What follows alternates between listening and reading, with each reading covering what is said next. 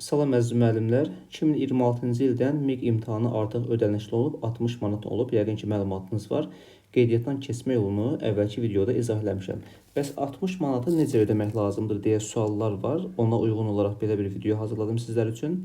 İlkin mərhələdə qeydiyyat keçmisinizsə MİQ üçün bu formada sizdə ana ekranda səhifənizdə belə bir yazı görünür.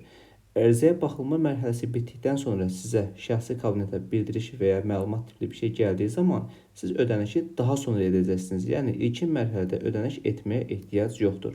Daha sonra ərizəyə baxıldıqdan sonra şəxsi səhifəyə gələn məlumatlar əsasında elektron qaydada belə deyək ödənişi edə biləcəksiniz. Hər birinizə uğurlar.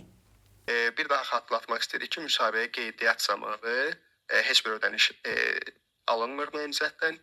Onlar indiki halda ərizələrini təsdiq edəcəklər. Onların ərizələrinin emalı bitdikdən sonra və onların müsabiqədə iştirakı ilə bağlı artıq bildirişlər daxil olduqdan sonra onlar elektron ödəniş vasitəsilə müsabiqədə iştirakla bağlı ödənişlərini edə biləcəklər.